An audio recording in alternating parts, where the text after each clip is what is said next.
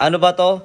B, ito na yung blessing namin ni Baby Loves. Ito na! Tataratan! Oh! Hindi na ako magre-renew ng permanent residence. Yo, what's up mga kababayan? Ito, kasama namin si Tol U. Nang oras na Tol U? 4:30. 4:30 pero dilim na. Uy, bagyo ba to? Ano na to? Malakas lang na hangin namin kasama ulan. Sa Pilipinas sa ganito kalakas na hangin, panonood na tayo ng lumilipad na bubuo. Oo, parang lumilipad na puti na yun kasi, ano? Mabiyahe pa kami ng 30 minutes na ito mga kababayan ni Baby Loves. Ito mo yung likod ni Tara, takbo na tayo. Tol, na kami. Tubig eh.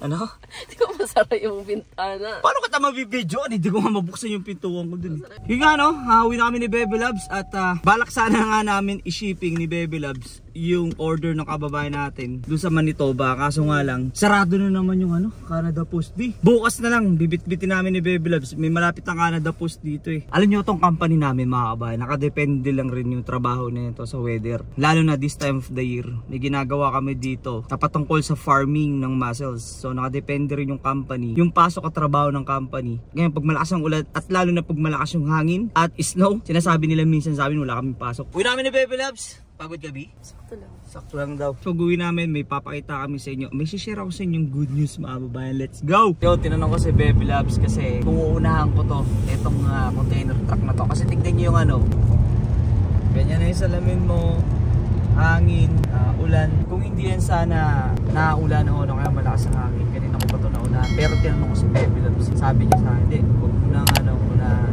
Antay mo na lang yung pagkakataon. Doon sa may unahan, yan. Merong ano dyan. Paano ka makakauna yan? Hindi mo makita yung ano. Mauunahan natin yan.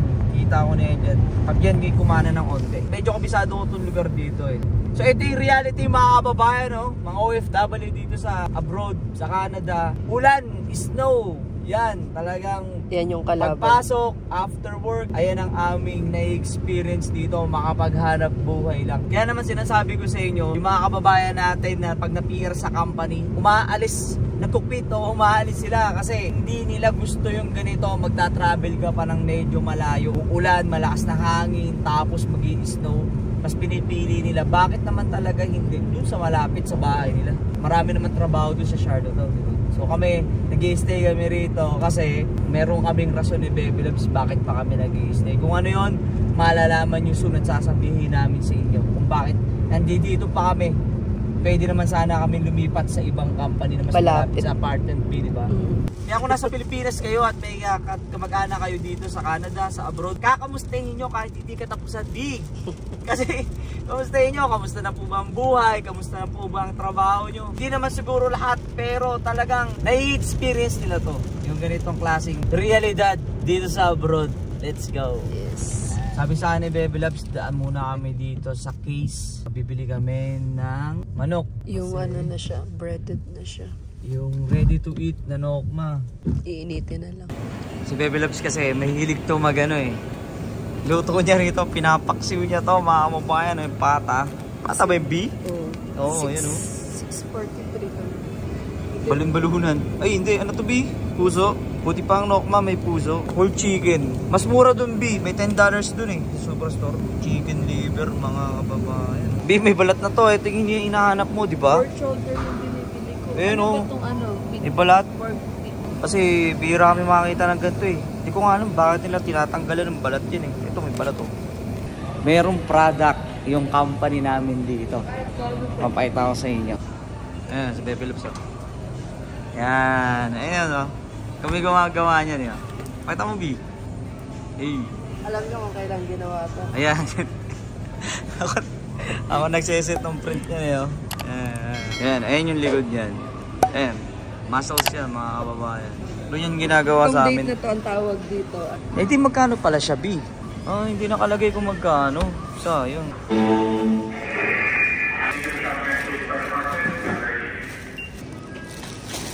Ganito lang kami ni Baby Loves dito mga kababayan. Hindi naman pakiramdaman pero medyo salitan kami magbabayad ng mga grocery namin.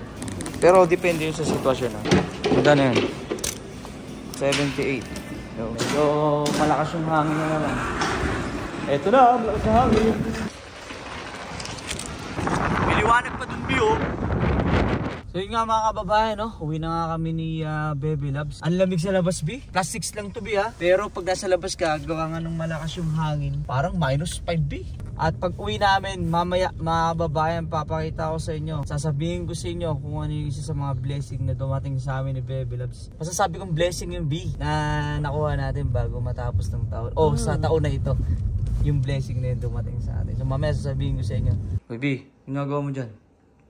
Chine-check ko yung timbang ko. Ilan ka na? Ilan ka na? Paiba-iba siya eh. Oh, ano ka ba? 62 kanina, 61.7 lang yan eh. O, yun yung sinasabi ko, parang may problema na yung timbangan na yan eh. O, yun, 62 timbangan nga ulit. Ewan ko ba dyan sa timbangan na yun, bakit? Oh, 61. 62. Oh. Hindi ko alam, papalitan na natin yan. Ako. Kaninang umaga, pagising ko. Siyempre, pagising ko yun eh. 70.6. At alam nyo ba, galing ako ng 73.5 ngayon. Oh. Oh, ayan. Ano mo nang wala? Nawala na. Hindi ka dyan siya yung battle na ito. B, wala. Ayan, buhay na siya. Oh, nataas. 7.9. Ewan ko dito sa timbang. Pas, minsan nagiging 72. Pero yun, 70.8. Alam nyo ba, 2 weeks na ako nagda-diet. Yan, diet ako eh. May mga pagkakataon dito na mga 16 hours di ako makain. Pag-uwi after work, lalo na pag Saturday, pag-gising ni Bebe Loves mga alas 10 at alas 11 ng Sabado ng umaga. So, titignan ko kung ano mangyayari saan. Pero okay pa naman ako, malakas pa din, nakaka-perform pa rin naman ako ng maayos sa trabaho. Si Bebe Loves, ito, tignan nyo. Pero ano ba, MB? Ano to? Pinaghalo-halong mga Sangkap. sibuyas, bawang, luya, and then 100% honey.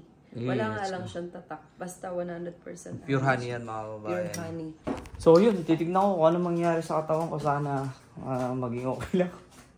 First time ko rin gagawin to eh. Mag-date-datean. Yan. At eto na nga mga kababayan, oh. Eto na nga, oh. Eto, papakita ko sa inyo. At dumating na nga. Ano ba to? B, eto na yung blessing namin ni Bebe Loves. Eto na. Oh! Eto yung itsura ng Canadian passport, oh. Yan, oh. Hey, let's go. Canadian, thank you po, Lord. Sa inyo po lahat ng papuri. Hindi kamukha nung sa Philippine passport natin. Ito kasi plastic, B. Ano siya? Parang ano ng pera? PVC. O, tsaka yun, parang ano siya, parang may feature dito ng pera ng Canada. Ito, hindi ito. Yung print niya. Oh, baka sabihin nila, hiniram mo lang yan. Hindi, akin to. Ito, papakita ko sa inyo mukha ko. Ayan, oh. Papakita ko sa inyo. Hey. Siya nga yan. Ako yan. Mga idol. Hey, salamat po, Panginoon. Alam nyo ba nung nakuha ko to? Loves yung nakuha ko to, alam mo ba? Siyempre, masaya ako. Nung tinitignan ko tong passport ko, nag-flashback sa akin eh. Lahat ng mga pinagdaanan ko dito eh. Siyempre, temporary foreign worker, nag-apply ako ng PR, tapos na-deny ako noon, na-refuse ako mga kababayan. Kasi may mga bagay.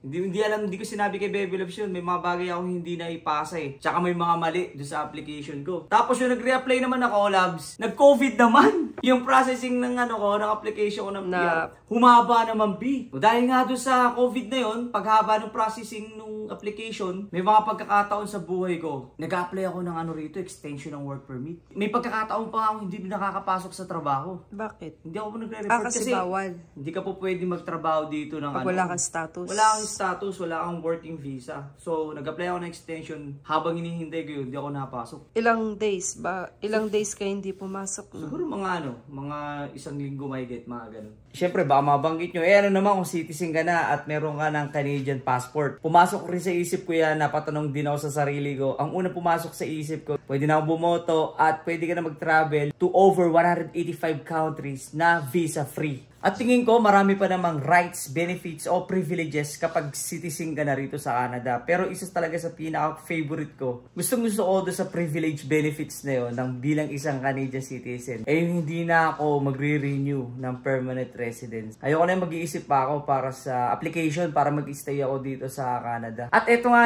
day 3 ng daily vlog natin mga man after work. Eto, salamat sinamahan nyo kami. Punta na naman kami ng grocery, nabili na naman kami ni Bebe Loves. At salamat sa sa Panginoong Diyos, eto nga, bago matapos ng taon na to, sana akong ganap na Canadian citizen, loobin ng Panginoon eh. Sa mga susunod na taon, si Bebe Loves naman. Ipauwi na kami ni Bebe Loves sa kotse, nag-uusap kami, ano kaya content ang gagawin namin? So please mga kababayan, tulungan nyo naman ako mag-iisip ng content na gagawin namin ni Bebe Loves sa mga susunod na araw. Please comment down below. Ano kaya, may mga tanong kayo, kamusta naman yung buhay dito sa pinakamaliit na probinsya sa Canada, Prince Edward Island. At sana na-enjoy nyo itong vlog namin. Sa next vlog na lang, and don't forget to subscribe, like nyo na rin itong video natin ngayon. Sa next vlog na lang, stay safe and God bless.